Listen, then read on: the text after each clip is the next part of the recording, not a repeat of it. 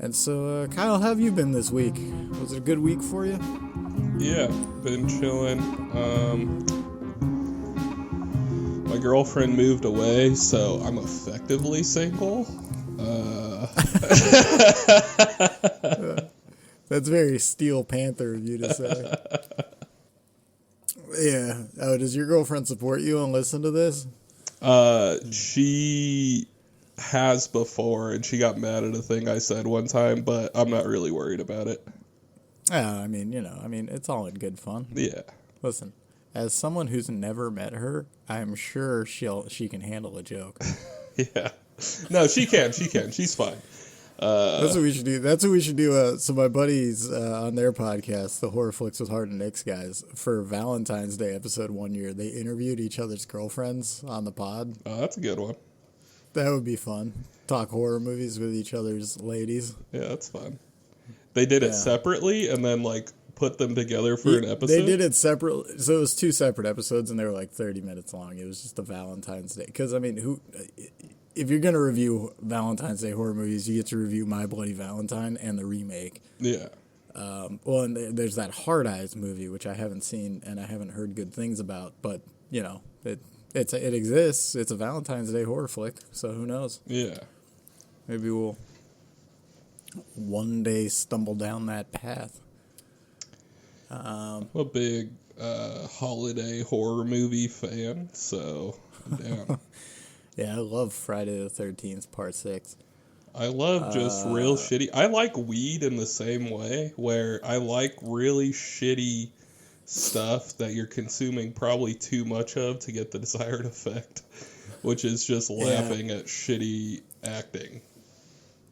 My favorite is, of course, since marijuana has been legalized recreationally in the state that I reside, now the drug dealers are just like, hey, I can sell you a shit ton for a little bit, right? But they know nothing about it.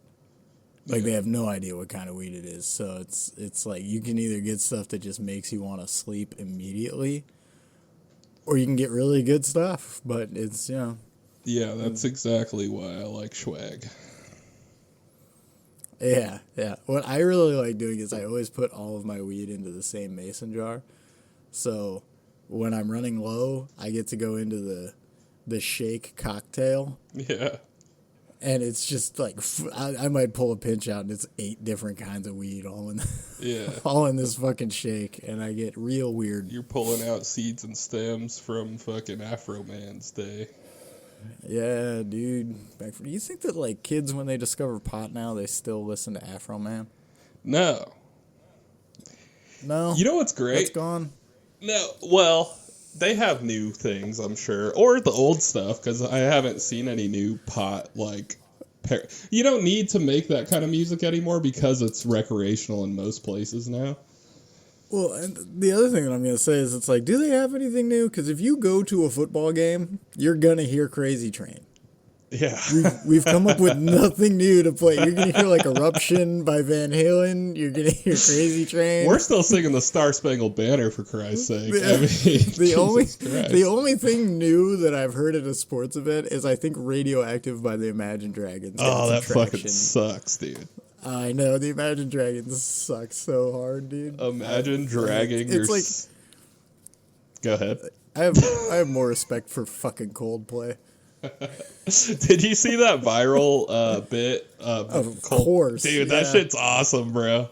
I rewatched that guy's face just duck down into the crowd 100 times. If they had just played it off, would anyone have ever if they had just been whoa, yeah, we're on the camera. I think somebody would have.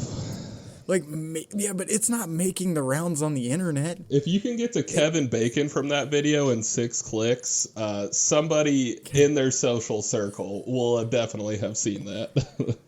Is there a Bacon number for the viral Coldplay affair? Is there a... There would be. It's the astronomer, CEO, and HR lady affair number. Huh. Yeah, but I wonder who they've, how they correlate it back to Kevin Bacon. Unless he's, in a movie see what you mean. Coldplay. Yeah, that's how the Bacon number is. It's you have to connect them to Kevin Bacon. No, I know. In my head, you were trying to just reassure what I said, in that how many people would it take from their like social circle to get back to them, you know?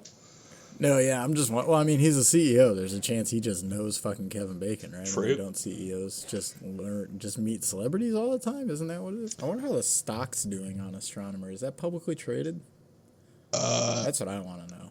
Yeah, Astronomer is, I believe. I that's not a fact. Shit. I feel like I saw something though. I'll just look it up right now so I can just be Jamie, sure. pull that up. Oh, maybe not. It didn't just immediately pull up the marketplace. We'll see. Facebook Marketplace. No. It's just like, hey, you can. I got a stock. Oh You shit! want it? He resigned 2 days ago. I didn't see that. Yeah. Well, because, I mean, for the longest point in my life, I thought CEO just meant you were the guy in charge, when really the CEO is just kind of the spokesperson for all of the shareholders. Yeah, but you So, are like- also just saying yes or no at the shareholder meetings. Like, so you are making big Yeah. decisions. But they can also vote you out. So it's like, Yeah. you could. So I think what probably happened is the shareholders were just like, okay, dude, you can either fucking resign and it's just on your record that you resigned, or we're voting you out and you are effectively fired. I mean, this So- guy's resigning. Yeah, so they could have put pressure on him, but imagine, like, if this shit, like, if the same consequences were to be held to Don Draper, it's like, nowadays, you fucking get caught on a Jumbotron, and, Don you're Draper? stepping down. Have you ever Is seen that Mad Men? man? No, is that a Mad Men? Yeah. Okay, I was like Don Draper. That sounds like a super villain. You've never seen Mad Men? I have seen parts of it. I'm so bad at TV shows, Oh, man. okay. I'm fucking terrible at TV shows. I just got around to finishing Peacemaker, and there was 8 episodes of that like 2 years ago. And since I saw Superman twice now, and James Gunn said Peacemaker season 2 is going to be like a direct follow up to Superman, I'm pretty excited. I'm happy for you, man. Having stuff to look forward to is like one of the unsaid joys in life. Yeah. And Marvel is like done now. So now I just get to. I'm so happy they weren't both doing the great shit at the same time, because it was so easy to just focus on Marvel for a long time and then to now just focus on DC. Are they done I've with their always been phases? I think they just wrapped up Phase 5, but so, I mean, the Fantastic Four is still coming out. They have big plans for a Secret War movie. They have big plans for, RDJ is back as Mr. Von Doom. I'll go watch They that. still have to.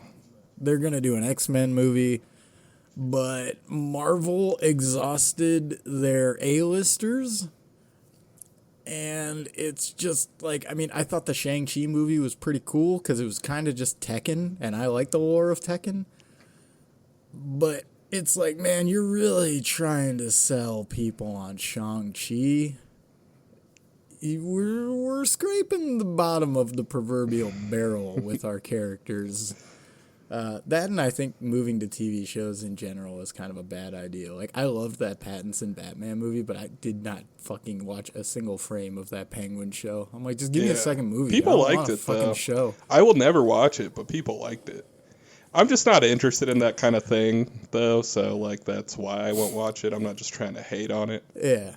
Yeah, so, like, and that's the thing, me being such a big comic book fan, James Gunn said that Lobo is going to be in the Supergirl movie, and I got fucking pumped. Oh, dude, I'm so... Lobo? The space bounty hunter who has pet space dolphins and a radio implanted in his brain so he can listen to heavy metal 24 hours of the day? Like, fuck yeah, Are the man. That dolphins character's- floating in an aquarium, or is it more No, of a... they just float around in space with him while he rides his space motorcycle. No water, eh? Now they're space dolphins. It's just like okay. Hitchhiker's Guide to the Galaxy. New breed. Lobo's the fucking cool. He killed every single person on his homeworld because he wanted to be unique. Well, the only thing you needed to know about Mad Men for that joke was that, like, Don Draper's only character trait is that he cheats on the women he's with. He'll actively go find a relationship just so he can start cheating on them again. Oh, nice. He's But very Mickey Mantle. yeah, everybody in that echelon of like business back in that time in that show are portrayed as womanizing and skirt chasing, which, you know, I'm sure it's not far from the truth, and you know, we've come a long Listen, way. I'm a fan of mafia movies and TV shows, and that's much the same. Have you seen The Sopranos? Yes, that's the one TV show I could do. Fuck Hell yeah, I've yeah, seen The bitch. Sopranos. I I've can't seen believe every episode of The Sopranos Yeah. multiple times. I love The Sopranos. Yeah, it's the greatest show of all Woke up time. this morning, I got myself a Some gun. gabagool. Oh, so good. Anyways, did you see did The you see movie? yeah, Many Saints of Sucked. Newark? Yeah. Yeah, fucking sucked. I was like, dude. Totally wasn't Sopranos, and like I think it's cool they Sure. got Gandolfini's son to play him, but like Yeah. I don't know. None of that did the Sopranos world justice, I feel like. Dude, I just remember like finishing the movie and like I was just like, okay, so what happened in this movie? Okay, so he murdered his dad for hitting his new stepmom that Stole. he was also banging. And then he murdered her for banging a black guy that used to be his best friend, but now they hate each other for like no fucking reason. It's like, Yeah. dude, it's the dumb. I was just so like, God damn, dude. And like, it also jumps around a lot. Like, I thought the entire movie was going to be about Johnny Boy Soprano. Yeah. I didn't even know the whole thing was supposed to be about Dickie Moltisanti. Yeah. I mean, and yeah, fucking- then that whole plot just works so much better as a mystery. The movie did not like make you think Chris was cooler in any way for having Dickie as a dad. No, the entire He movie fucked just up. kind of felt like you going, oh, hey, it's that thing. And oh, Yeah, look at yeah. that. It's that. Like, oh my God, Silvio's wearing the wig now. I And, know. Paulie pointed with two fingers like this. It Yeah. just felt like such a fucking weird. I don't know. I got done watching it and I was like, that fucking like did nothing for me as a fucking huge Sopranos fan. I know. It's, I watched it immediately after finishing Sopranos too, so it kind of Yeah. tarnished my view on it. Yeah, it really sucked. The guy they had playing Uncle June was really good though. The guy from Yeah. Batman. Yeah, he did a great job. Yeah. Anyway, that was the most boring cold open I've ever. All right, yeah, you get yourself prepped. I'm gonna go refill my coffee. I'll be right back. All right, I'm gonna grab another Celsius. Check. Check. Do I sound good on your headphones? Yeah, you sound good to me. Do I sound good to you? Yeah.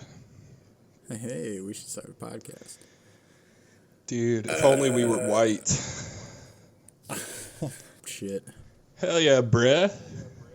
You don't need that crop bullshit. What are you, bougie? I think now that I'm turning 30 this year, I'm going to go down the rabbit hole of trying to keep up with slang. Oh, you're gonna try and do, dude. I'm already like, I'm still not even 100% sure I understand what gaslighting is.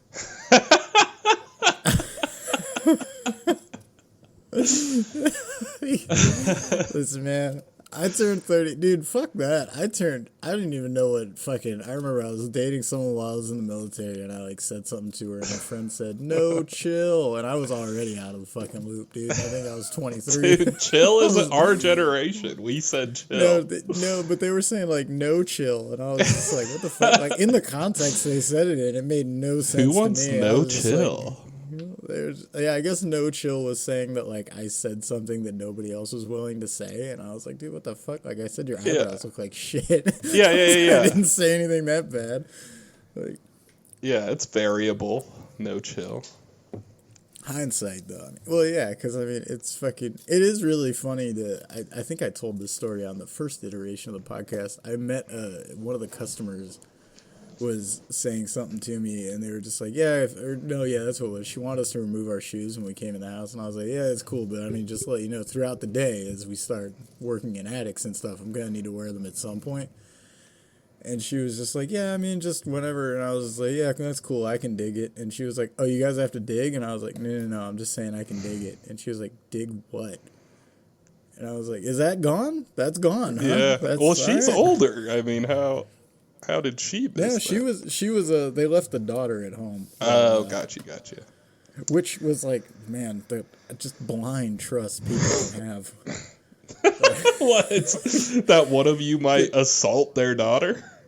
Well, I'm just sitting. I'm like, dude, if you've worked construction, all right. Like, if I had a daughter, I would never let them fucking just. As sit there that was unattended coming in out of my job mouth, site. I'm like, yeah, that's actually pretty reasonable. Like, Yeah, like, no, and keep in mind, this was like, I think this was like a July or June month, so it was summer vacation. So the only reason their parents went to work and left like this 16-year-old girl at home, yeah.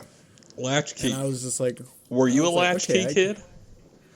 what the fuck does I went Latch- to an after-school center, but Oh, it no, was that's- never called latchkey. That's the It was, opposite of a latchkey kid. Latchkey is when you don't go to the after school thing and you go home without your parents being there until they get home from work.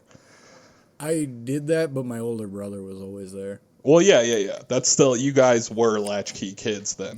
But yeah, And those are Yeah. primo masturbation hours for teenagers across America. yeah. So for my brother, definitely, because he was like 15 and I was 10. So he'd just do it So- in front of you.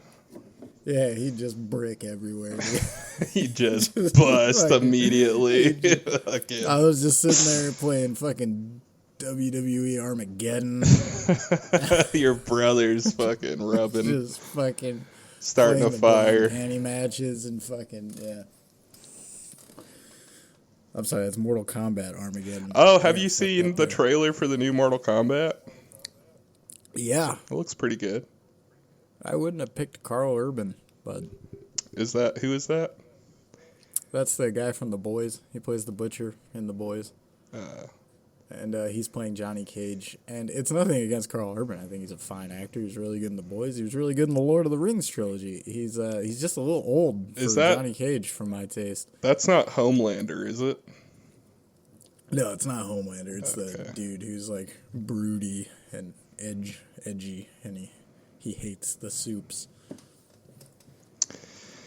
Yeah. Well, how about these movies, dog? How about that? Welcome, ladies and gentlemen, to the second episode of the rebooted spooky movie double feature show. Kyle, there's a really, really solid cold open in there somewhere, and I trust you to find it through the power of editing. We've been already yammering for probably close to an hour. It will be And, in there because I'm just You not can- going to edit it. Yeah, you can find it somehow. You can, but anyway, we have two movies that kind of randomly we paired together. We have The Grudge and we have The Ring. Well, these two movies are often paired together. Yeah, but like, so the thing is you'd think that the topic for this week was like Japanese horror remakes. Yeah. But in reality, we had decided last year around October to cover movies that scared us as a kid. And randomly, I said, well, not randomly, the movie that scared me the most as a child was The Grudge. And My scariest movie when I was a kid was The Ring, because that's the movie that was playing when my dad killed my mom. wow, way to tie it into The Grudge. So this week's viewing really scared me. Some, are you drinking a dark roast over there, my dude? I am. How'd you know? Because you just made some dark humor. Anyways, yeah, so Paul's was The Grudge. Yeah, because, and you know, it was kind of eye-opening watching The Grudge back all these years later, because I have not seen it since the first time Dude. that it fucking traumatized me. Samesies. And I have been telling people for so long that the scariest movie of all time is The Grudge, and now I feel bad. Dude, you're not. I had a completely different viewing experience. We are on opposite side. We slid past each other, going to the Yeah. opposite sides of the spectrum. Yeah. You know what I think The Ring does so much better than The Grudge? What? The exposition dump right at the beginning where they just tell me what the fuck is going on. Yeah, because I do for agree. so much of the... So here's where I might have completely fucked up, and that's on me. I knew a kid who was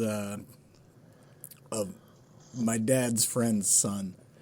He had an insane collection of horror movies that you should not have had. There's a solid chance that I'm remembering watching Ju-On. Dude, I was going to say we should actually have done the Japanese versions because I haven't seen those. There is a solid chance that that is what I'm remembering watching, because You don't this recall one, this? I did not recall much of. The only thing that I recalled was the shower scene. That with one's the hand in always the in hair. trailers though. Yeah, that one was in the trailer. So there, I did not recall any of this. Damn, maybe you did watch Ju-On. So, but I still like felt like I remembered it, you know. So I may have watched Ju-On, but I don't really remember much of what I saw. Okay, so maybe I just... we're definitely leaning into talking about the Grudge first. Yeah, but I mean, and I think that it would pay to talk about these together because they're obviously very similar right from the start. They're both kind of trying to set similar tones. I think that the Ring's success is way more successful in the tone that it sets. Dude, Ju-On though, or the Grudge? Sorry, us film nerds call it Ju-On. American Ju-On. Yeah, we call it American Ju-On. What if I just watched Joanna Man and thought that was the scariest movie I've ever seen? Oh no! I don't know what Joanna Man is, but that was a funny joke. That's one where like this dude who's a famous basketball player he gets kicked out of the league, so he puts on a wig and plays in the women's league. Oh hell yeah, dude! We should watch that movie. Yeah, that's a good Kyle hasn't seen episode. We'll watch Ju-On and Joanna Man. Ju-On and Joanna Man. Which one's scarier? Okay, so my feeling about this movie is that its exposition holds up in the fact that it's the same thing, but it's just told in a Pulp Fiction style. And sometimes it just jumps randomly and you're like, okay, I guess we're getting this part of the story. But it's more entertaining because I enjoy that slow leach of information out more throughout the whole movie than an exposition dump. And then you get like the traveling scenes and shit, you know? And I enjoyed that to a point, but I was also curious as to why our main character is left alone for so long. You're talking about Katie? Yeah, Sarah Michelle Gellar. Wait, I Karen believe, or Katie? played her. I think it's Karen. I thought it was Rachel. Is Rachel the Ring? Yeah, Rachel's the Ring.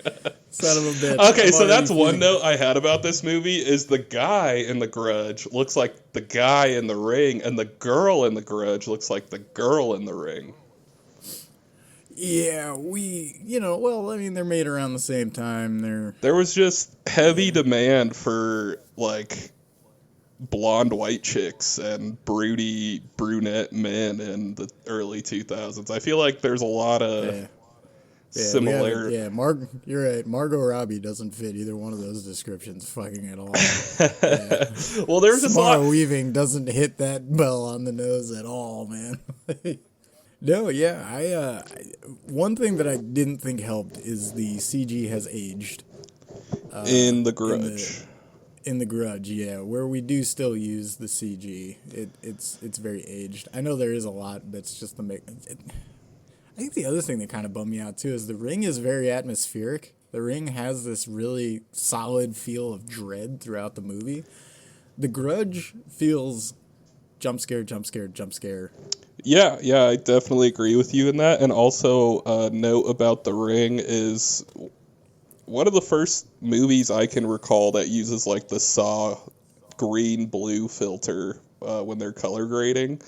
This movie is drenched in blue and green.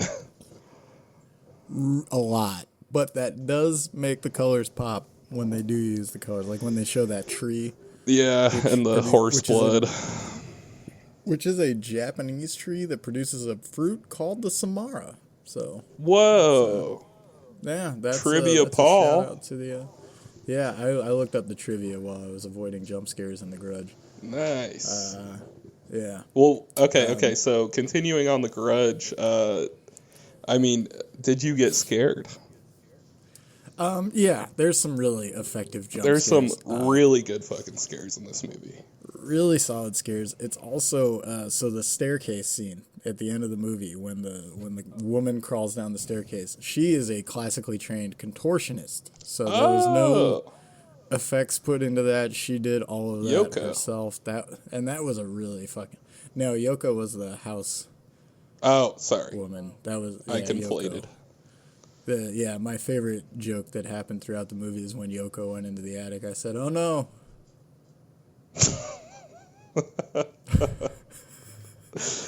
Is this a Beatles reference? Yeah, Yoko. Oh no, yeah. Oh, Yeah. gotcha. Yeah, because she went up in that attic and broke up the Beatles. Yeah. Yeah, the other thing that blew my mind is I had no idea Sam Raimi and Robert Tapert had anything to fucking do with The Grudge. That was one of my Doesn't main surprise talking me. points with you. And Ted It doesn't Raimi. surprise I me. never knew who Ted Raimi was back in the day, but yeah, he's Yeah, he's the whole just that- time he's the social worker guy. Yeah, and I mean, it doesn't surprise me. Sam Raimi's always had an affinity for Japanese cinema, so yeah, it doesn't surprise me that he was involved with bringing The Grudge over to American audiences. But yeah, it blew it in the same way that it blew my mind when the fucking DreamWorks logo showed up before The Ring. Dude, thank you. You are hitting all my talking points today. We are I was like, we are in I was sync. like, what? I think my first note was fucking DreamWorks made Yeah. this. What happened to ants? It's really funny to picture Katzenberg just being like, all right, yeah, we made some animated movies. We're going up against Pixar. Let's get into some hardcore PG-13 horror. But yeah, no, I thought The Grudge was great. I mean, it sounds like I'm really downplaying the movie. I think why I downplayed it so much to me was I've had these memories of what the movie was like my whole life, and upon finally rewatching it, I just did not have any of the same feelings. I was like, okay, I conquered the beast. I rewatched this, maybe rewatched it. I might be thinking of Ju-on, and but man, I felt kind of let down. Especially, I do love a synonymous ending. Dude, honestly, oh, go ahead. Yeah, I was gonna say I do love an ending that's kind of like up in the air. Even though, no, The Grudge didn't really have the up in the air ending because I think she was gonna fucking die. Yeah. She was right behind her. Yeah, I'm thinking of The Ring at that point. But I think the look of The Grudge is really great. I think the scares are really great. The acting's fantastic. I watched The Ring first, and I really liked The Ring. I watched kind The of Grudge surprised. first. See, maybe that's all it was. Maybe it's just like Final Fantasy. I The don't first think one's your so, favorite. but I see. But I don't know, especially yeah. After really enjoying The Ring, I watched these both yesterday. I watched both of them back to back. I did a true double feature, and yeah, I've got to see Ju-on. I've got to know if that's the one that I was do thinking of. also agree that I really want to see it. What did you watch The Ring on? I rented both of them on Amazon Prime. Okay, I rented The Grudge, and then I just went to one of those sketchy pirated websites for The Ring. Because it was really hard to find on Google, so then I was like, I don't want to go through these hoops and whistles and sign up for anything. So I just... You type in The Ring, and it says, like, Sauron created it, and then Yeah. also other rings, and... There were some Lord of the Rings pull-ups as well. But I really enjoyed the mystery in this movie, which I already knew, like, the basis of, like, it was a grudge of, like, an affair, or like, she wanted him, or whatever, a stalking case. And I love, like, the photographs, and it doesn't really hang around any lull points, this movie, I feel like. But the story kept driving the movie for me, and I really like that. Plus, I've always been, like, super scared and a fan of J-horror. So when the scares do come, this being, like, one of the first times that kind of scares being showed to America, like, I love this movie. Like, watching it all the way through. And I need to pay homage to like the best like sequence in the movie, which I believe is the professor's wife dying. That whole sequence is scary as fuck. The professor's wife dying. Or whoever that was, it's his wife. Yeah. You're talking about Rebecca or whatever, Yeah. Jen, whatever her name was. Yeah. Well, and see, there's a thing that confused me. When his sister dies, did we see her in the house at all? Who's his sister? Sorry. The one that like goes to the apartment building. She gets spooked. Okay, that's who I'm talking about. Then. I thought that was his wife. Okay. No, that was his sister. I think his wife was the one that is just from the beginning, right? I think so. I don't. But like when we see, I think her name was Susan. When we see her die, I was very confused because I was like, did we ever see her in the house? I thought that was how you brought the Grudge. Well, home. in my head, I parsed. Well, see, okay, in my head, I thought she was the wife, and I parsed it as like, okay, she's just going and getting her because she's jelly. You know what I mean? Okay. Oh. But okay. if it's not his wife, then my whole thing falls apart. It's his sister. I don't know.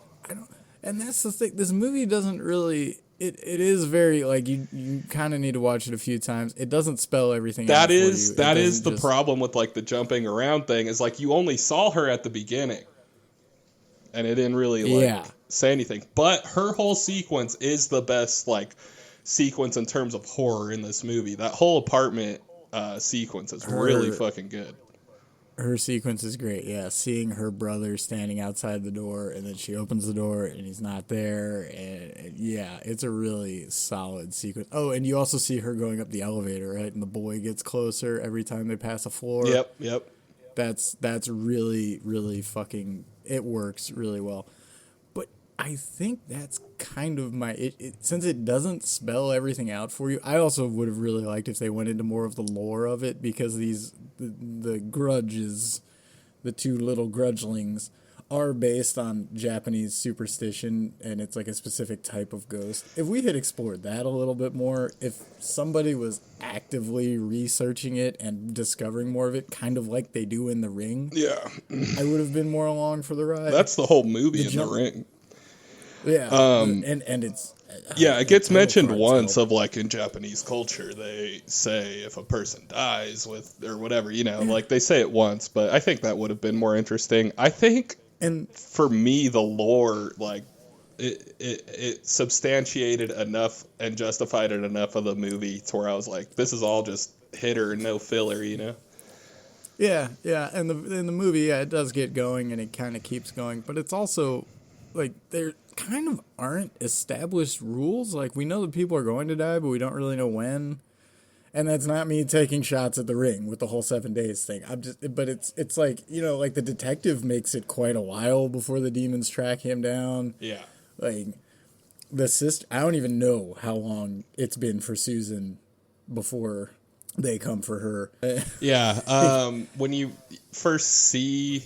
It's like real early in the movie, you see her out of the house or something. I also was wondering about the rules, but it essentially just seems like whatever, like the Ju-on wants or whatever. I don't know. Yeah, it's just kind of, if you go inside the house, you're screwed. Yeah. Or if you're connected to anybody who had anything to do with fucking Peter or whatever. Well, yeah, but it's also like, if you've just been inside the house, because that's how the detective gets like, but so like everybody who's ever tried to sell this house has died. Like no real estate agency has ever been like, hey, there's something fucking weird with this house. Honestly, though, cause... like seeing that scene where they're showing that young couple the house, like the first couple to die from like Ju-on or whatever, when that real estate agents like trying to make the bathtub drain and stuff and like trying to just quiet the boy or whatever. Have you seen Scary Movie 4?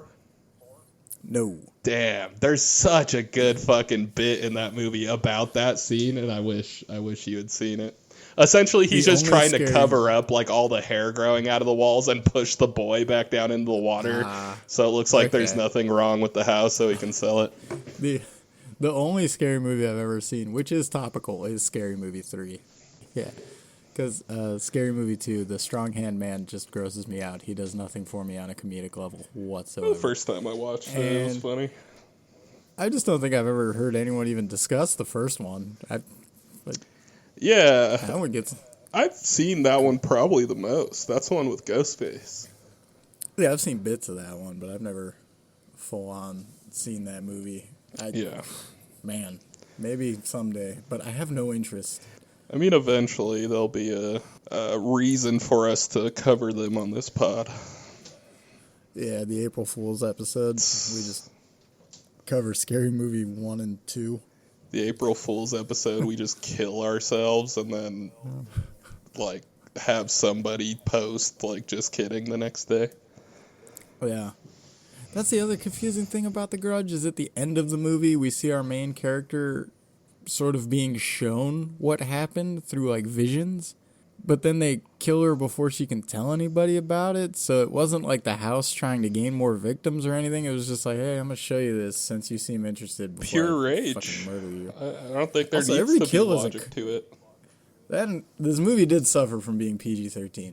Every kill being a cutaway So kinda many sucked. so many movies live in that home of, like, if only you could have been rated R, I feel like. But this movie is still good. But yeah, I do agree. It's still really, yeah, I don't think it's as bad as, like, say, Happy Death Day, where it's like, man, we really could have fucking used an R rating. Yeah. But, yeah, it will, and to be fair, The Ring is also PG-13. Yeah. I mean, these movies think- were hot, bro, in the 2000s, PG-13 horror movies. Oh, yeah.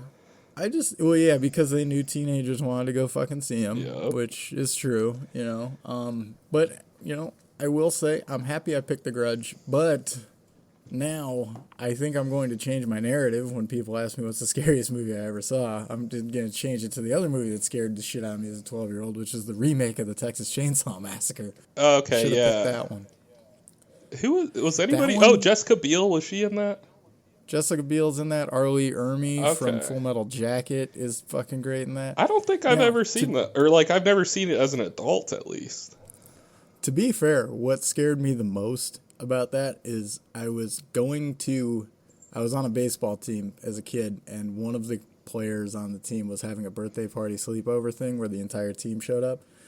And they were like, yeah, we're going to watch the Texas Chainsaw Massacre. And I'm already a horror movie kid. I'm like, dude, I've seen that movie like 8 fucking times, man. I'm good.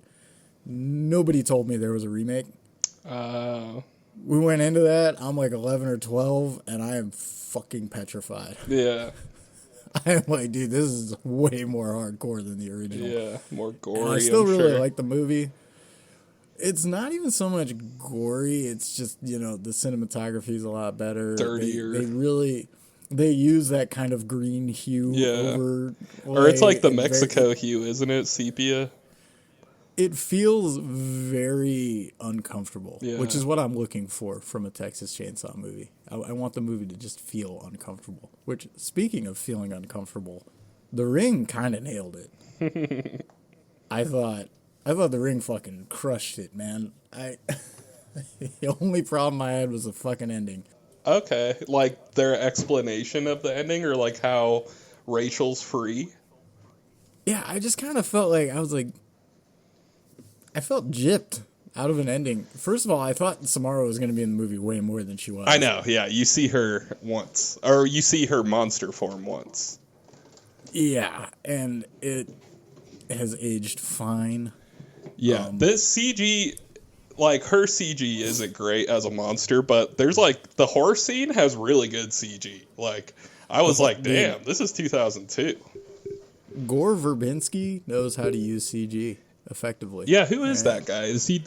Gore Verbinski, he directed the Pirates of the Caribbean trilogy, featuring the greatest use of CG of all time, Davy Jones. Wow. Yeah, when I saw Gore Verbinski's name pop up, I was like, fuck me, he did The Ring? Yeah. Is that... Guy hits. Is that all? What else has he done?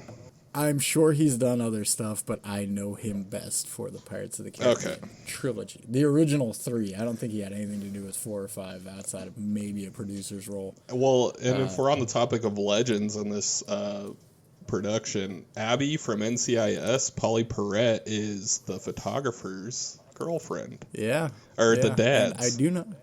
and I do not know his name, but the gentleman who Noah. played King Agamemnon in Troy and William Stryker in X2 is Samara's dad. Okay. Oh, yeah. That guy was Yeah. familiar, but I didn't know. I still He- am not familiar with him, but I've seen him in things before, I feel like. Yeah, he's one of those guys you've just seen and stuff.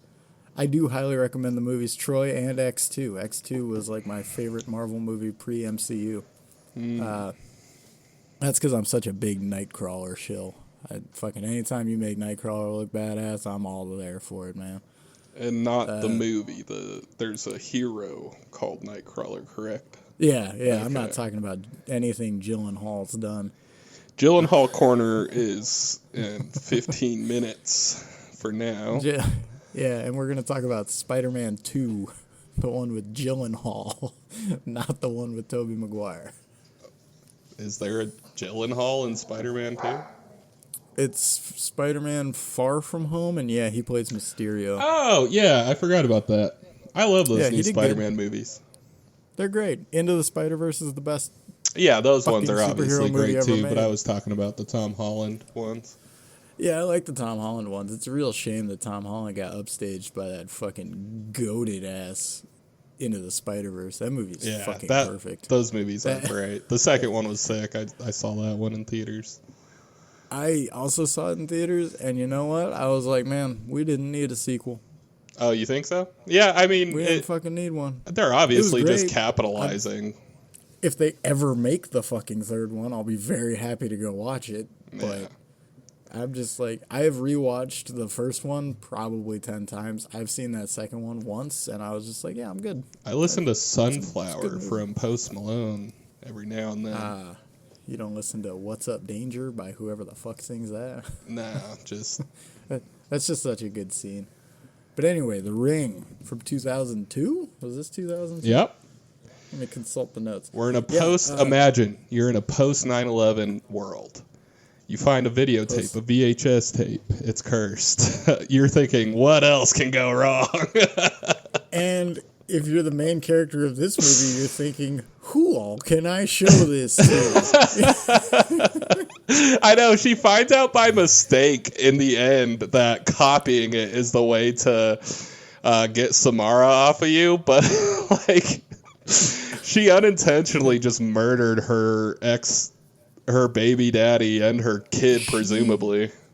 Did not even put up a fucking fight about showing this movie to other people. Yeah. Like, she is so willing to show this to fucking everybody that she, like, and she leaves it out. She just, like, when her kid watches it, she's like, why? And it's like, dude, you left it fucking where? Where did you... Yeah, no, she goes, why? And then Aiden's like, I couldn't sleep. So he goes and watches French experimental, like, he goes and student watches- films. He goes and watches Gabe's horror movie from the office. Yeah, instead of Peppa Pig, like a goddamn normal Yeah. 10-year-old. Yeah, I love that he calls his mom by her first name. I know. It's like, good night, Rachel. When the movie first started, I was like, oh, yeah, I thought I remember them being, like, not mother-son, but they were mother-son. I was like, oh, he just called her by her first name. Yeah, and the kid's also, like, deals with shit differently, and yeah, it's... Oh, he's definitely school shooter vibes. This was before the school shooter boom, so they just didn't have a name for this character archetype yet, but the this fits snugly into the mass shooter character boom of school archetype. shooters. Yeah. What a wild time that was. Yeah. This is yeah, post no. 9/11 pre-school shootings. First of all, you know what I thought multiple times during this movie? No. Man, that's a pretty fucking shot. Yeah, I agree. Gore Verbinski captures some really fucking pretty shots in this movie. This I think the movie, mystery here plays out really well too. I do agree. I enjoyed every second of it, and I thought that the tension and suspense was better in this than in The Grudge as well. Yeah. I think was what works about it to that effect kind of well is that it's kind of an adventure movie. She's like she's traveling to these places, Yeah, it's like discovering National Treasure, more. but she doesn't want to die. Yeah, it's like National Treasure if America was a little girl who was murdered in a well. If America was a little girl, a weird supernatural girl who like was evil. It's not like Yes. she died and became a vengeful spirit. She just was evil, One of my which was a cool favorite twist. character traits about Samara, she is just pure evil in the form factor of a 10-year-old girl. Anglo-Saxon fucking Hitler's favorite child minus the brunette hair. Yeah, and that type of little girl. You know what's a nice little touch that I liked is Mr. King Agamemnon, Samara's dad, just says, "Did you make a copy of it?" And then when she says yes, he doesn't elaborate any further. He's just like, "Okay, cool, you're safe." I was just going to say "Oh, this. good for you. Yeah, you did that. I mean, it wasn't so much. I guess it is a twist, just in the definition of the word. But like, yeah, when she went back to his house. Okay, first of all, he brought in the whole AV club's worth of equipment to go kill himself. Only, dude, if I'm going to kill myself and I've already got a toaster, ain't no way I'm lugging a CRT up steps, man. It was a little fucking- overkill. Like, he might as well have popped in a movie, too. He lifted what is probably a fucking 80-pound TV. Yeah, the CRT. Nothing. No, okay, let's paint the picture. It's a New York City size apartment, New York City apartment size bathroom that he lugged an AV card into with a CRT, a toaster plugged into an extension cord. Like, this was And then he, crazy, like, bro. And then he put something on his head, I'm sure, to just like connect the circuit between like through Yeah, his brain. I also just assumed So- that. Which, like, yeah. So it's like he was straight up like, I'm just gonna fucking kill myself. And he, you know what? If you're gonna go for it, and this guy, he went all the way. You know, The I way- like to think he didn't actually want to do it. That's why he kept dragging more and more shit into the bathroom. And then he saw her watching the tape, and he was just like, "Man, fuck, this is never gonna end." I gotta fucking do it. If I walked into that house with no prior knowledge, I would think he's trying to turn himself into Zapdos from Pokemon. Like, Yeah, he's trying to be. He watched Spider-Man 2, the Andrew Garfield version now, and he was like, "That's how you become a superhero." yeah, I'm just gonna, the I need Jamie some- I Foxx need some- character. I need some eels. Yeah, you being an electrician, I guess we have our first expert on the show. It's a standard for American household outlets to put out only 120 volts, right? That's like Yeah, how so it it's is. 100. It's 120 volts, and I mean, obviously, this movie is older, but every outlet in your bathroom should be a GFCI, a ground fault. Oh, so it would pop if he tried to do that? 0.5 milliamps. Technically, if the toaster is plugged into a GFI and you drop it in your bathtub, it should trip before you die. Whoa, It should that's trip crazy. like that. So technically, you'll survive. I don't recommend testing that theory. No, test it. We I gotta don't know. recommend testing because 0.5 milliamps is still going to hurt. No, other that's like the same misconception- technology they use for those self-stopping saw blades, right? It's like, I don't know if it's the same technology. oh well, Yeah, it's, I mean, it's the same idea, rather. yeah, and those things are insane. It's I know. Also, I've also learned that if you fuck up and trip it, it costs a lot of money for somebody to come in and reset that. Yeah, because it's like a very specific, like, gentle thing that measures that, like, slight change Yeah. in electrical difference really fast. And I think it pops. Oh, on the saw okay, yeah. blade. So you actually have to replace like some sort of motor control with it. It's a bitch if you fuck up and like trip that saw blade. Worth it, brother. The GFI Working with table GFI saws is scary. Yeah, I mean a GFI, you just pop the button back in and reset. It's basically just an outlet with a circuit breaker on it. And if you do not have one of those in your bathroom, be careful. That's all I can say. Because I mean, We can only recommend you bring in some sort of mini toaster or small toaster if you have no GFCI in your bathroom. also the other thing that's important to note, if you're just thinking about going out the old toaster in the bathtub way,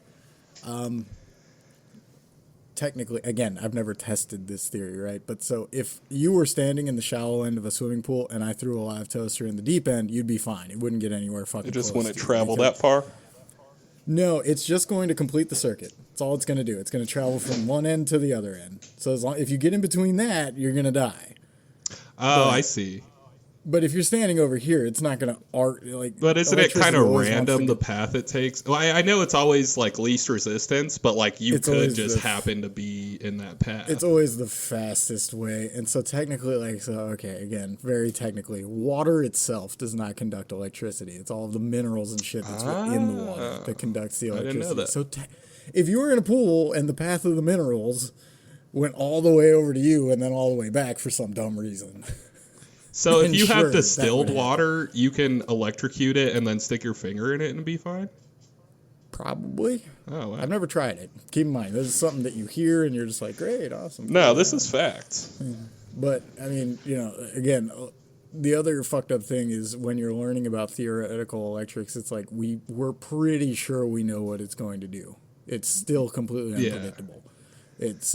Do not play with electricity because the shit fucking hurts. I got hit by 480 DC one time and my arm was limp for like 20 minutes. Damn. It's not a fun experience. One time my mom, when I was a teenager, was like You want to make replacing... $17 an hour? It's a great time. Hell yeah. And like you must do like 4 years of like journeyman and like apprenticeship, right? Like to even be Yeah, considered yeah. for like, yeah. To be a journeyman, and that's when you're not supposed to work on anything live until you're a journeyman. So I'm a mechanic. I work on stuff live all the fucking time. Which once you learn about it and you're around it enough, it's not as scary, but you still have to respect the shit because again, like 1 volt will kill you if it's got enough amps behind it. Now, Yeah, man, that being that's said- a whole, those are muddy waters because I hear the amps thing, but then there's also like volts, and if that's a certain thing, then, or like Sure, watts, but- and if that's a certain thing, then it's dangerous, Sure, but so like the easiest way to explain it is if you've ever received a static shock, you have received a shock from over 1,000 volts. Oh, interesting. But there's no fucking amperage behind it. Gotcha. Once you apply the amps, it'll fuck you up. So like amps would be the amount of water coming through the hose, Yeah, And the volts then- are like how much? Yeah. and like the size of Ohms the are the hose, resist- maybe. Well, so like ohms would be as the resistance. That's how you measure Yeah, resistance. yeah. So the ohms would be like the rocks in the river that you have to like move around. Gotcha. Yeah. I think hard And pivot right here to just straight up electrician podcast. Oh man, you just want to do the what is this? The blue collar podcast tour? Yeah. Yeah, hell yeah, I want to do that, first of all. You just wanna do- We're gonna have to edit all of this out. Who the fuck cares about this conversation? But, Yeah, I'll go through it. We're still under an hour, so I'm not really worried about it. Let's just yeah. riff Well, we and haven't get some covered- last thoughts in. We haven't covered much of The Ring either, because I was also going to say one of my things. This movie starts hot. The Ring. That's The Ring such a has good fucking Great dummy. opening sequence. Amber Tamlin's dead dummy. It's so fucking scary. It's a great sequence. Since it's PG-13, you kind of see the dead characters in like stills, very quick cutting Yeah. stills almost, Just like which works to the movie's effect. Yeah. It's awesome that we never get a good look at these bodies because I'm sure that under scrutiny they kind of look like shit. Yeah. But man, that intro is great. That's where the note "Where the fuck was Becca" came from. Because where was she? Yeah. Was she taking a shit? You end up She was finding taking a out shit. later she's in a psychiatry ward or something of that sort because of the events of that Yeah. night. Yeah, and she definitely knows something because she knows how many days Rachel has left, and that's kind of all that she says. Yeah. She's that also time was great. just scared, or like, she's been through something very traumatic. She's acting like. Yeah. That's another thing that I need to maybe kind of sidebar. I have for years just being like, oh, smile, it follows, yeah, whatever, it's the Grudge. Turns out I had them kind of backwards. It's the Ring. Like, smile and it follows. It's just the Ring. Yeah, that is Which- true. Really fucking bothers me. Like, for some reason, it's What like, else? okay, There has to be something before the ring. I tried to look it up. Something And I where said, like, like you get was cursed and then it like follows you. so. I googled was the ring the first of its kind, and it said no. There were 12 rings of power before Sauron created the One Ring, and I was like, fuck. God damn it! Also, 12 is not the right number. 9. Or My cat just I think there's a bunch not, of rings and there's like 9 important ones or something. 3 to the elves, 9 to the men, 7 to the dwarves. That's where the Nazguls come from. Yeah, they're the men with the power rings. Gandalf wears one of the power rings. I believe Elrond has one, and so does what's her fucking name? What's her stupid face? Galadriel. Galadriel has one of the rings as well. Yeah. Galadriel's ring is why nobody can find Lothlorien. Like, only if she wants you to find Lothlorien will you find it. Her ring helps keep it hidden and secret. And you see, if you compare that ring to this ring, you find the similarities are almost like Samara doesn't want you to get to the well. She just wants to fuck with you before she goes and fucks with somebody else, you know?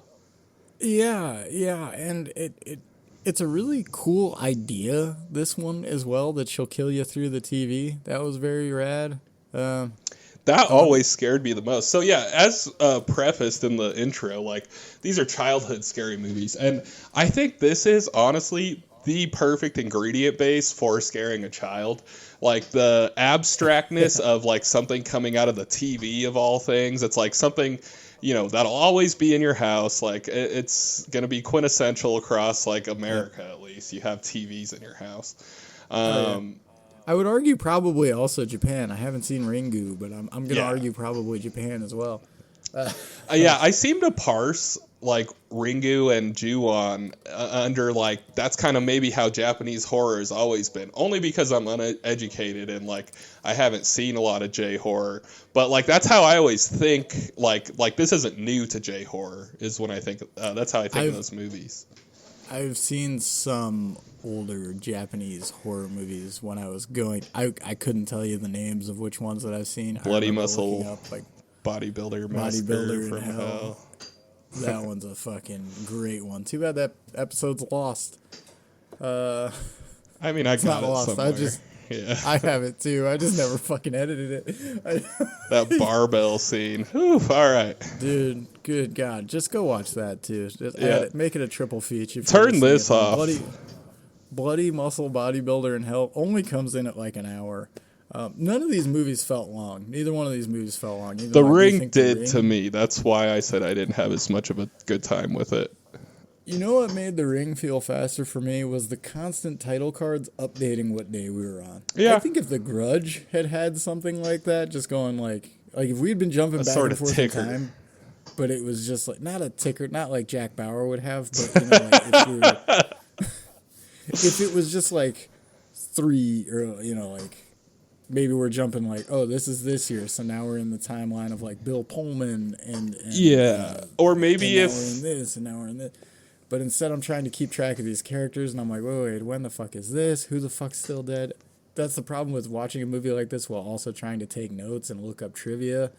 Yeah, if it wasn't the or like if they had formatted the unsequentialness of it in a way where events felt closer to each other, I think maybe that could have solved that problem. I don't know how they would do it, but I get what you mean.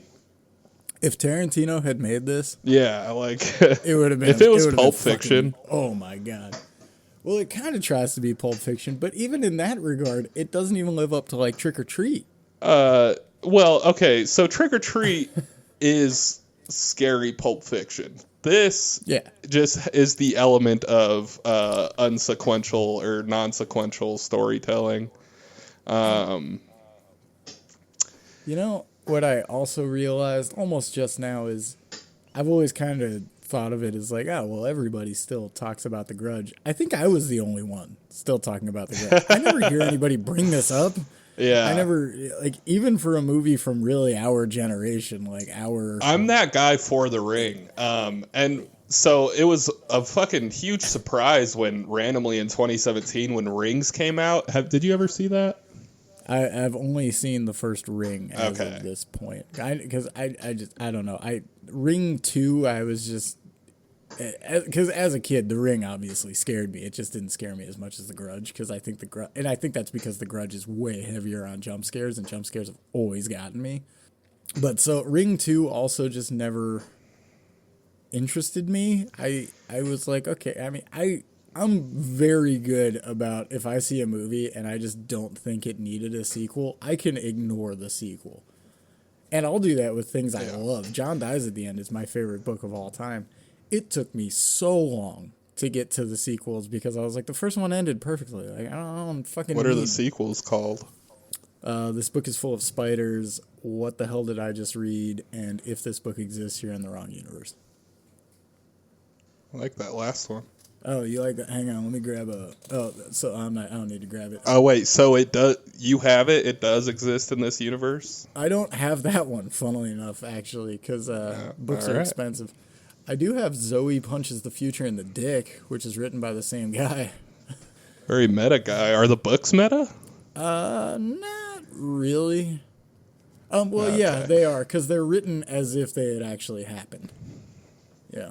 John Dies at the End is... I'm going to pull an audible here and just try to maybe steer a little bit back on the road go here. ahead, yeah. All right. Anywho, I have no point with that. I just am saying, because this is now the third time we veered off track. Rings. But it'll be fine. It'll be fine. Let's just stick on the ring now. Yeah, somebody call Bill Russell, because we're talking rings. Uh-oh. Somebody call LeBron. That's a sports guy. He has 4. Yep. Balding. Shaq also has 4. Hell yeah, he does. Jordan's got 6. Can you do a Shaq? Can you do a Shaq? I feel like it's just kind of breathy, kind of, hey, oh shit, man, that's fucked up. I think Shaq has lost the ability to catch his breath. It doesn't travel down to the bottom of his legs. I just like, I don't I know. feel like if he died, his legs would stop moving a week later. Yeah, I just feel like Shaq is always trying to tell you teach you a lesson. Well, he's just like, well, Papa John said that shit. You know what I did? I said I love Papa John's. I don't want to see Papa John's anymore. So I bought Papa John's. That way we get away from all that. And I brought it. This is the kind of production. production this podcast needs, Paul. We need a special guest week with Shaquille O'Neal. Yeah. He was in Scary Movie 4, wasn't he? Yeah, he was with Dr. Phil. Yeah. So when I saw Dr. Phil, I thought to myself, dude, this is what I'm talking about. Okay, so there's no way I look that bald, to be man. fully transparent, I did use a joke from my stand-up, and I think I need you to come be Shaq on stage because I have more Shaq bits. Shaq on stage and it's my white ass. I have several Shaq bits, bro. We have several Shaq bits. Okay. Yeah. And we're back. And we're back. Rings. Good morning, Vietnam. Have you seen Rings? Did that come out? Out of curiosity, did Rings come out before or after Smile? Smile? I don't know. Do you know when Smile came out? No. Because it's Rings was 2017, I feel like Smile was later than that. It was, because Okay. I saw it with my current girlfriend, and Rings came out with my ex-girlfriend. You know what really sucks about that is, at least for our generation, that's what I'll say the definitive, for our generation, Ring definitely started this fucking trend. And Of this type of movie that It Follows is also trying to, I see. follow, no pun intended, and also Smile. I feel like somebody who really liked The Ring made Smile. That wouldn't surprise me at all if somebody our age grew up and was like, I want to make a horror I've never movie. made the correlation. It is true, it is these following type movies, but yeah. yeah. But, I mean, so it really sucks that, Rings came out and tried to revamp it, and yet Smile did, because I hated the first Smile. Rings was stupid. That Smile sucks. 1 was bad. Smile 2 is fucking best horror movie to come out this year. Really funny movie. Yeah, I just had to get that in because Paul doesn't feel the same way about Smile 2 as me. I laughed the entire fucking time, and it was so goddamn The predictable. the resident podcast expert on film So fucking predictable. and media. I fucking hated that movie. So good. I've- Anywho, yeah, Rings bad, but I was excited because like there had just been nothing from The Ring for 15 years. Yeah, it's odd that I just, since movies have become more and more expensive to make, your days of having a big franchise like a Friday the 13th pop off are kind of going to go away without being Terrifier. Terrifier. Very true Terrifier and could just go very another- sad. It's sad, but at the same time, those movies were always low budget. And I mean, the Hatchet films, I think, kind of follow in that. I'm not. That's one that I'm curious about. We should maybe cover those. I'll watch a soon. Hatchet. I've seen none of them. Hatchet so. 2, I've seen a lot of clips from, I feel like. Is that the one with Tony Todd? I know there's one with Tony Todd that I've seen clips from. I don't know. I just know there's Rest in some like peace to the boy. fucked up shots in it. Yeah, some but good gore. But it's like played up. Yeah, it's obviously Yeah. fake Oh, okay. gore. It's like schlock. Yeah, from what I've heard, it's more grindhousey Okay. the gore. But anyway, Ring. Do we have anything else to say about the Ring besides the fact? I mean, I had a really lot of liked it. thoughts.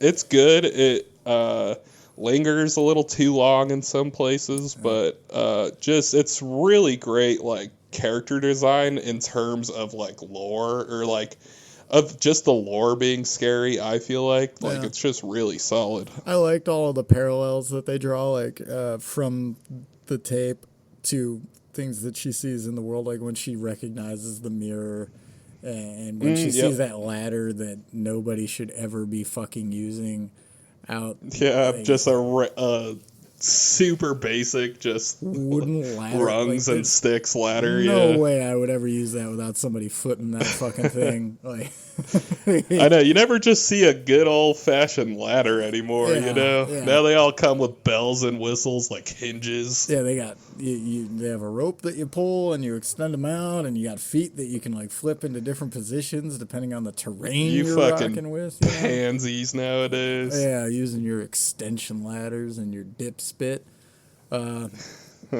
Fucking yeah, no, the Ring. I was very pleasantly surprised because I haven't seen this one. This is again another one I avoided. I loved it. I highly recommend the Ring. I think it's so One thing good.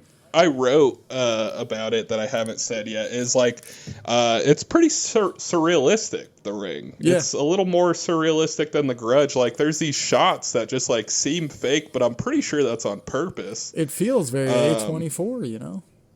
Yeah, there's some moody, cool, surrealistic shots. Like one that comes to mind is when Samara takes Rachel back into a memory of her when her mom like puts the bag over her head and pushes her into the well. Like it's like this real like fairy tale like kind of imagery, or I guess just like It's very pretty. there's just horses in the background. But yeah, Yeah, it looks like a Marilyn Manson music video. But obviously, just the concept is surreal in itself and stuff too. But Yeah. like this one felt like it's a little too A24 for its time or something. Maybe I don't know. I also felt like I just got more out of the Ring. I felt like since it's the entirety see that. of the movie is trying to explain to you what's going on, and I even kind of felt that the ending was maybe a little ambiguous. Like, okay, did that work? Did it not? Like, I don't. Well, I don't it know. I mean, did. well, yeah, because Rachel. definitively. Yeah, because Rachel But- survived, and dude, man, brochacho with the haircut died. Yeah, the guy who looked like the love interest from The Grudge. His death kind of sucked. Yeah, it did. I- But it was nice to finally see Samara. Too bad it's like literally as credits roll. Yeah, maybe Ring 2 has a lot more. I don't remember. I don't. But yeah, like Really it would have never had a cared lot about more Ring. punch if she was physically around more in the movie, I felt like. Or if they had maybe done some of that Grudge style imagery, because I kept movies like this. I'm always looking in the background, trying to see if like maybe I'm seeing a thing, and Yeah. that's why movies like Hereditary are so fucking great to me because there's constantly Yeah. something to spot in the background. And honestly, The Grudge had more of that kind of stuff. Also liked the touch of the picture if they took your picture after you've seen the thing. Yeah. And how he notices it in the video camera, and then he Yeah, starts that to was a kind of good believe scene. her. And then he bought a pack of cigarettes and a bunch of other stuff and only spent $15. I was like, how the fuck? 2002, baby. Man, I'd still smoke. But that's the only thing about the lore that they don't ever really touch on. Why is their face blurry? I mean, yeah, that is true. They don't. That's like one of the only like parts of her curse that they never really explain. To speculate, like, do they don't ever mention how the tape was made, right? No, I don't think they do. So I guess there's not even speculation needed. It's just to be understood as one of her powers then. And you know what? I was really worried going into this. I was like, okay, so does the woman know that everyone who watches the tape dies? Because if she does, then it's really fucking stupid that she watches it. But the way it's played, it doesn't really feel that dumb. Like it is. It's fucking stupid that she watches this Does tape. what woman know? Rachel? Rachel, yeah. Oh, no, she doesn't at that. Oh, She kind of I don't know. does. I don't think she does. She has like... Does she get that information? So she knows that, yeah, because she'd already been to, what was it, her like niece's funeral? The wake. Yeah, Yeah. the wake, and that was when she talked to her high school, the girl who dies in the beginning's high school friends, and they talk about the tape, and that the other guy that watched it also died on the same night he allegedly killed himself. So she has some information about the tape. That's why when she sees this blank VHS tape at this like cabin rental hotel, she just immediately knows that that's the tape somehow, and then steals it. She doesn't just fucking borrow it. She fucking steals the goddamn thing. She does just look at a black VHS tape and know that that's the one. Yeah. But there's like another thing, which is a little Deus Ex Machina or something, of when Richard Morgan kills himself with like the entirety of the AV Club's equipment. Noah, he is looking for her at that time, but he just happens to be in the house when that actually happens, and he like runs and catches Rachel or whatever. Yeah, which is like, that's fine. Yeah, That's fine. That's fine. It didn't bother me in the viewing of the movie, and it still doesn't really bother me. I can look past shit like that. Yeah, no. Yeah, no. Suspension of disbelief. Moss suspension. So, wait, were you done? Pretty much. The final thoughts would be, I think both movies are really good. I did personally enjoy The Ring better. I think both of them are worth a watch. And I think they work really well as a double feature. I mean, they both have very similar tones, despite the fact that one is actually set in Japan, which I thought was really cool. Yeah. So. Yeah, it feels a little more fish out of watery, too. Yeah. So the main character's a little more helpless. Even though everybody seems to speak English. Yeah. That story was just really solid. And then when it comes to The Ring, I think it just works really good as a creepy story. But there's no, backbone to the message where I feel like The Grudge is like, yeah, that bitch was really fucking jealous and stalking that man. In The Ring, I feel like it's just like, we should listen to kids more and, I don't know, maybe just be kind and rewind or something. Don't watch a fucking tape, like just an deadbeat dads always come back. Like, is that really what we're trying to go for here? So maybe that's how the tape was made, because you know how they say like they were just trying to watch a recording they have of the game? Maybe because they watched it in the cabin above Samara's well, that's how she... Because, her powers are obviously, able to be distributed through, radio waves, television waves, or whatever. Yeah. Maybe that's what, once she's stalking you, that's why your face can't be filmed or photographed. She has a proclivity for the radio waves because that's the only thing she had in her barn or something. Yeah. I don't know. It's also pretty fucked up that she wasn't, the dude didn't just tell her, okay, hey, you made a copy of the tape, you'll be fine. That's all you have to do. You have to make a copy of the tape. Yeah. He could have just given her the backstory on it and just been like, hey, just make a copy. I presume they both thought they were safe after the whole well scene. Yeah, I mean, why wouldn't you? Yeah. But that's what I mean. They didn't go into like him breaking up with Abby from NCIS or whatever. Like, just at some point, he decided to come back and be a dad again. Or like, there's a scene with him and Aiden in the car, and like he just all of a sudden starts to decide becoming a dad there. Like, I just didn't get the whole like why he has to come be a dad to Aiden now. I think that was just because he realized he was probably gonna die. Yeah, I guess that's all Because he you starts need. to believe the curse. So he's like, maybe I should spend some time with my weird ass son. Yeah. I think, especially because they're being chased by somebody who essentially had terrible parents, but that really wasn't the reason that she was evil or anything. She just was evil. But yeah, I like both movies. I recommend both. They work as a double feature. That's my thoughts. Dude, yeah, this is like, this was almost just a double feature back when they both came out. Like, not really, but it is kind of funny how... I could have seen, like, I don't know. Like the drive-in doing a double feature of these.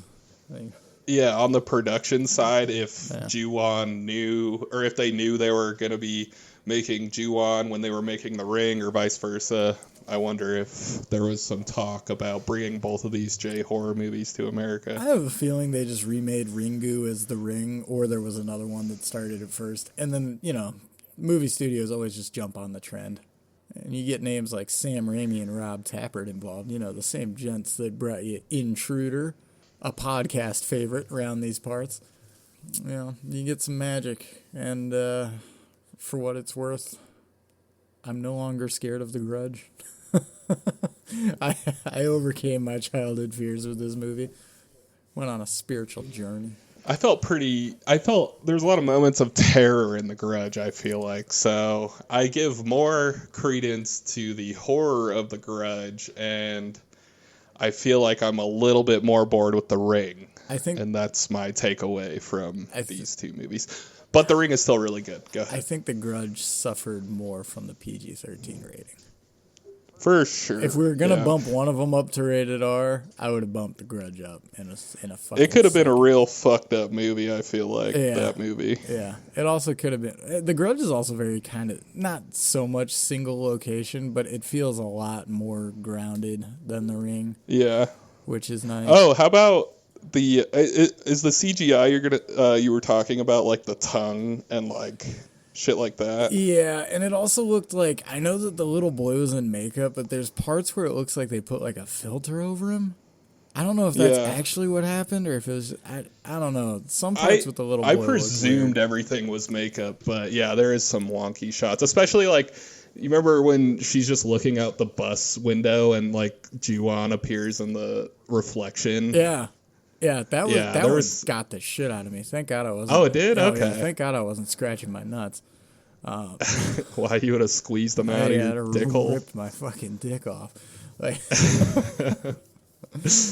damn, you ever try to squeeze your nut out of your dick hole? No. All right.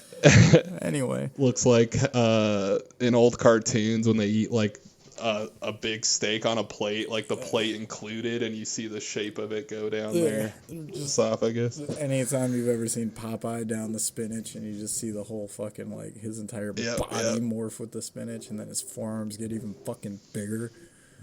Yeah, that's shit from our childhood, you know what I'm saying? Yeah, Popeye for sure. Yeah, it's the Robin Williams movie, but it counts. Yeah. Yeah. Oh, I'm Popeye. Now I'm eating spinach. I'm Popeye, dude. Hello, everyone. Robin Williams, and I'm Popeye now. Yeah. Hello, I'm Popeye. Now I'm olive oil. I was just going to say, Robin Williams is, at the same time, would be the one guy I would love to see it do a Hot Ones episode, but I could also see it being the most annoying fucking Hot Ones episode. Yeah. Like, or him finding the format annoying or something. No, it's just like, he was one of those guys that was always on, and you either really loved it, or you, like, if he was grounded and wasn't always on and was being a really genuine guy, I think it would be a really awesome episode, but if he was on that day and fucking like just constantly going, I could see it being like, fuck, like, Robin, can you tone it down a little bit? This isn't. Do you ever see Conan's Hot Ones? Yeah. That was a good one. Yeah, that was a good one. Who was I just thinking? Oh, fucking Will Forte just did a hot one. Yeah, I saw that one. Dude took it like a fucking champ. I know. I think him and Bill Murray like no sold all the wings. Every now and then I'll like just eat something like super spicy for the fuck of it, and like it's like I have no idea how they could conduct that interview. I have a solid fucking tolerance for spice, so do I, but like fucking, once you're in that state, it's like fuck, dude, I can't even think straight. But I do always go for spice, so when I do like actually try some like euphoric spice or some shit, it's like damn. Yeah, like my tolerance for spice is like above that of my average friend, but I can't like I think the top of the tier is the Indians. The Indians have like the craziest fuck spice. Yeah. Does your local Indian restaurant do 1 to 10 scale of spiciness? I don't have a local. I'm sure I do, but I've never partaken. You choose not to patronize it? I've just never on account of their Indian? No, it's not. I've just never like the only thing I've ever heard about their cuisine is that it's spicy as fuck, and I'm like, okay, can you try to sell me on maybe like the dishes that they make? Maybe like what the fuck do they? Dude, yeah, Indian food is so fucking good. Like you've tried curry though, right? Yeah, but it's Filipino. Well, Indian curry is very good. I'm sure. Get red Indian curry or yellow Indian curry is very good. I mean, I don't know. They obviously you should just go try it at some point. They're really good. I will at some point, but I have like my like tiers of like the cuisine that I love, and I've already kind of discovered them. And I'm just kind of a set in my ways guy by nature. Like I was born an old man. Is it just Italian? No. Italian's like number 3 for me. Number 1. Mexican. Number 2. Korean. Most like food. Korean. I fucking love Korean food. I'd say number 1 for me is probably those gummy Krabby Patties you get at Hood gas stations. Yeah. I'd probably say gummy Krabby Patties number 1. Solid. Number 2's gonna have to be probably those little gummy pizzas you get. Sometimes they're right next door to the gummy Krabby Patties. Yeah, oftentimes they are. Gummy pizzas, you know. Yeah. So going on to number 3, I'd probably say gummy worms has to be my 3rd spot in this list. Right. And I can just assume that there's a parallel list where it's all those things but edible. Yeah. And I mean with marijuana. Yeah, I mean with marijuana. Oh, yeah. That too. Okay. And then also I love just worms. Just worms. I love just Krabby Patties, and I love just pizza. So when you say you love Krabby Patties, you mean just a burger that was soaked in salt water? Yeah. Yeah. Really, me personally, deconstruct that list however you want, and that's my list. I never wanted to try the Krabby Patty proper. I wanted to try a pretty patty. Nice, yeah, same. But those are just macaroons. Yeah, that's what I always thought when I'd see the macaroons. Yeah. And fucking Tony Soprano. Fuck up macaroons. Oh, yeah, when he's bringing them to, like, Uncle June or something. Yeah, he's, like, bringing them to I think it's his mom. Oh, okay. Dude, we gotta start a Sopranos cast, bro. His mom is the least likable character in TV history. But so fucking funny. Yeah. I don't know, least likable. She's not more unlikable than, like, Richie Aprile on The Sopranos. Oh, yeah, Richie, yeah. Yeah, and his death is like very satisfying. It's like, yeah. You know who everybody hates on that show that I love is fucking Ralph Cifaretto. Oh, fuck yeah. I fucking love Ralphie, dude.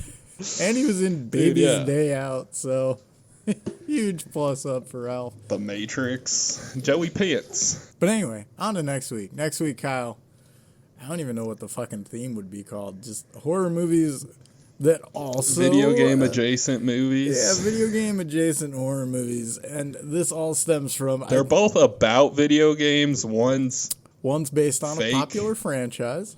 One's based on a popular I franchise. just, out of nowhere, while I was watching these two movies, texted Kyle and said, I want to watch Stay Alive from fucking 2006. Yeah, but he says that every time he's watching a movie. I just go like, man, I really want to watch Stay Alive right now. And I say, for the last time, do not talk to me unless we're recording the podcast. Yeah, you got it. Is weird how little we talk for two podcasts. I say don't. I say save it for pod. Save it for the pod. Save it for the pod. Save it for the pod. Say, hey man, I'm running late. Save it for the pod. Yeah, you're like, hey, how you doing, man? Seem kind of distant lately. I'm like, save it. Save it for the pod. Save it for the pod. I'm like, hey man, where have you been? It's been months. You're like, save it for the pod. Oh, that's funny. Yeah, solid. But yeah, so I choose Staying Alive, starring Frankie Muniz. Stay alive, Stay not alive. staying alive. You can tell by the way I walk, and the way I walk, I'm a woman's man. No time to talk. Yeah, Staying Alive. Staying Alive is the full title. And so Kyle, you chose. I chose another movie where if you die in the game, you die for real. Yeah, and it's Squid. Staying Alive. We're playing. It's Silent We're Hill. watching the first episode. We're watching the first season of Squid Game. Yeah. If you die in the game, you die for real. You die for real. If he dies, we're watching Rocky 4. Yeah, so that's Also, two movies from 2006. Two movies featuring video games in one way or another. One of them, Stay Alive is a lot scarier to like an O2er at your local FG tournament, than it is to like your regular top 8 placers. Stay Alive. It's like, this movie or this game isn't that scary to your top 8ers, but an O2er, holy shit. Justin Wong is not scared of this at all, but like Yeah. the dudes that drown Is in this pools regularly, fucking. Now, is this an execution-based video game, or is this, RNG? I don't even remember. I know I saw this movie at one point when it was on like HBO, but It's just like an action game. Oh, is it? Okay. Yeah. No idea. Oh yeah, if it's like GTA, I'm kind of scared. Not exact. It's more like you remember Shrek 2 for the GameCube. It's more akin to that, where you're like just going through story points and like. Yeah. All right.